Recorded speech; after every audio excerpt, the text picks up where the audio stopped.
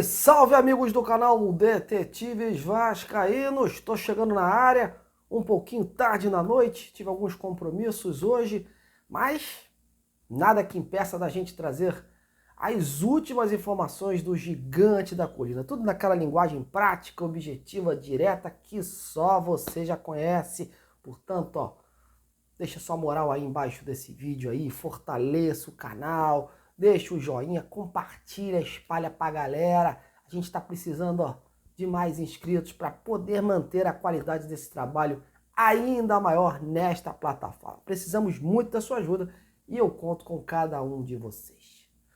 Bom, meus amigos, vamos conversar hoje sobre as últimas informações sobre o Vasco. O Vasco que está treinando com muito afinco, dedicação, trabalho, acima de trabalho. O Ramon Dias não tem dado folga para o grupo de jogadores. A equipe vem treinando aí, intercalando período integral, meio período, fazendo uma bateria de atividades que consistem aí em corrigir os erros, né? Os erros que ficaram aí bastante claros no Campeonato Carioca, e a ideia do Ramon é tentar atingir aí o ápice do trabalho até o início do Brasileirão. E até lá, o Ramon espera contar aí com a possibilidade de reforço. O Vasco está sem diretor de futebol, mas o Lúcio Barbosa vem cuidando desse assunto, né? Está acumulando aí a pasta que era do Alexandre Matos e vem tentando aí, junto com o próprio Ramon Dias e o Emiliano aí, tentar encontrar alguns reforços pontuais para que de repente ainda chegue aí nessa janela interna, nessa janela doméstica que se criou aí entre 1º e 19 de abril. É difícil, né? Óbvio, as melhores opções devem chegar mesmo para a janela de julho. E aí o Vasco já deve ter um novo diretor de futebol, as coisas vão ficar mais fáceis, né? O diálogo vai ficar mais fácil. Enfim, então a situação de momento é essa. O Vasco vem treinando, tem alguns amistosos aí já marcados, como o América Mineiro, Volta Redonda. Vão acontecer alguns jogos nesse período aí, até porque o Ramon quer a equipe atuando contra times com maior envergadura, né? Um pouquinho mais, porque o Vasco jogou contra o Olaria, times menores, e não dá ainda para ter uma marca deste trabalho perante essas equipes aí. Então a ideia é jogar com equipes de um pouquinho mais qualidade para que o Vasco apresente aí alguns diferenciais até o início do Brasileirão. Bom, em relação ao diretor de futebol, como eu falei, o Vasco está sem diretor. Muito se fala aí que o Vasco já esteja próximo de um nome, mas a verdade é que o Vasco ainda não avançou, né, por um profissional da área. Tem sim nomes na mesa, né? Já informei inclusive alguns nomes ontem na mesa. Alguns inclusive já disseram que não receberam por hora nenhum contato do Vasco, porque justamente o Vasco vem tentando aí traçar um perfil mais direcionado, quer uma escolha mais coesa, não quer fazer como fez com o Alexandre Matos, né? Escolhendo rapidamente o substituto do Paulo Brax. A 777 acredita que houve erros nesse processo aí, então quer um profissional que entenda, né, essa dinâmica, para que também não dê justificativas depois de que a comunicação foi ruim, que os processos não eram bem isso que esperava, enfim. E além disso, um profissional que tem uma gestão de grupo, que jogue junto com a comissão técnica e os atletas, enfim. Vários nomes aí são cogitados, mas a que parece no momento o Vasco ainda não avançou num nome aí. Espera-se que agora em abril, né, o Vasco consiga trazer esse executivo, porque é importante, né, para este início do Brasileirão aí, o Vasco ia ter a sua espinha dorsal do departamento de futebol completa. Bom, acabei de falar do Alexandre Matos. Ontem ele participou, né, deu as caras. Ele que disse que ia se pronunciar no momento certo, acabou escolhendo aí o Sport TV, no programa Boleiragem do Roger Flores, o ex-jogador, para explicar toda a situação, toda a polêmica da sua saída do Vasco, né?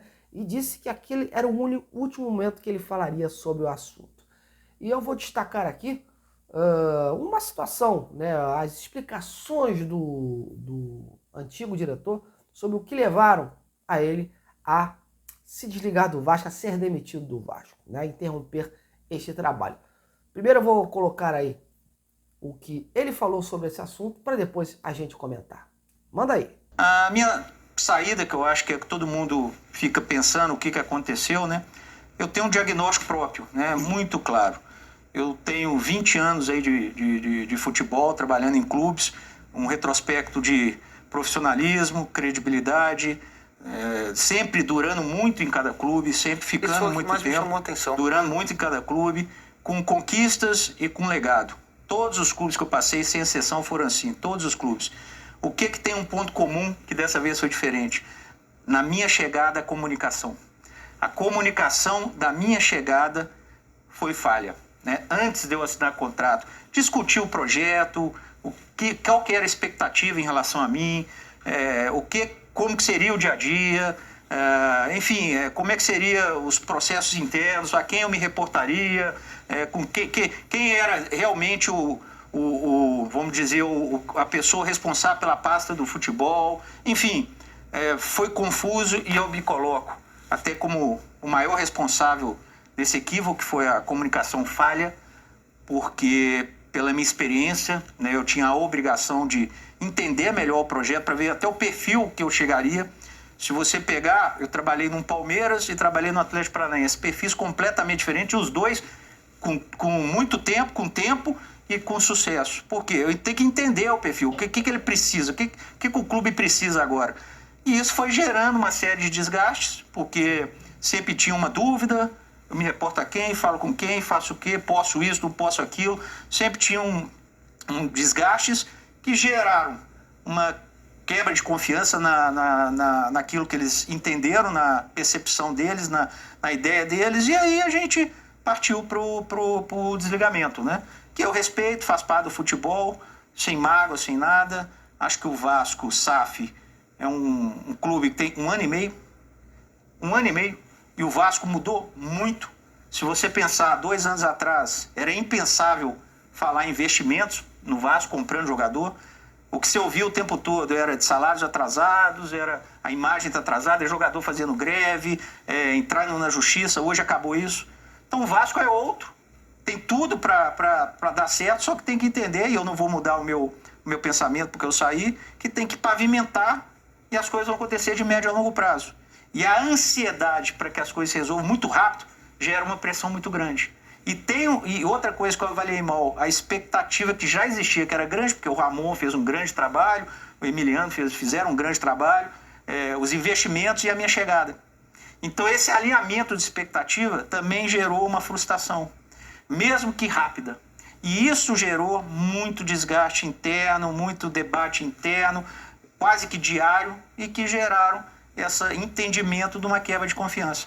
E foi isso, a má comunicação antes, para saber o que estava chegando e qual era o que eu ia encontrar. E isso foi gerando desgaste. Bom, meus amigos, quem assistiu o programa de ontem, ficou evidente que o Alexandre Matos não quis criar um embate contra a 777, quis sair por cima, disse que o Vasco está no caminho certo, está pavimentando o caminho, enfim, mas curioso essa situação de que o cara entra num processo e não sabe as situações que circundam, né, aqueles meios ali, aqueles processos de SAF, né, propriamente dita.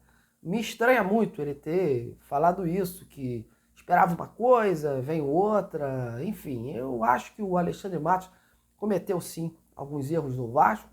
Não sei se ele quer sair por cima, né, não quer admiti-los publicamente aí, mas isso levou a vários desentendimentos internos, algumas decepções aí, e a 777 chegou uma hora que não deu para conter mais essa situação, e aquela situação do vazamento das informações com o Lucas Pedrosa botou um ponto final na vida do Matos do Vasco. Enfim, eu acredito que o Matos não quer dar o braço a torcer, mas quis sair por cima, deixar as portas abertas, elogiou o Vasco, elogiou que o Vasco está no caminho certo, que tem que pavimentar mesmo essa situação e que o trabalho é a médio e a longo prazo. Enfim, galera, eu acho que a gente tem que botar um ponto final, né? A história do Matos chegou ao fim no Vasco e eu só trouxe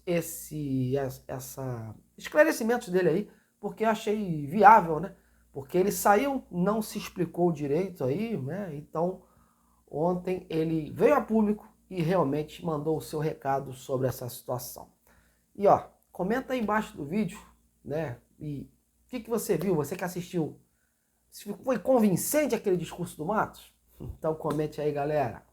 Bom, e antes de finalizar, uma informação. Amanhã à tarde, São Januário, Pedrinho, o presidente, vai dar as caras, vai aí fazer a sua primeira coletiva, fazendo um balanço dos 60 dias aí de gestão, né?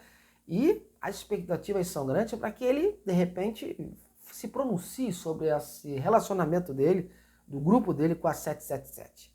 Será que ele vai falar? Será que ele vai ficar só na gestão dele, no tocante à reforma de São Januário? Enfim, essas são as perguntas que o torcedor vascaíno espera, né? Que sejam esclarecidas amanhã, né? Esta situação aí da relação do Pedrinho com a 777. Vamos ficar de olho que vai ser muito importante esse esclarecimento do Pedrinho aí ao torcedor vascaíno.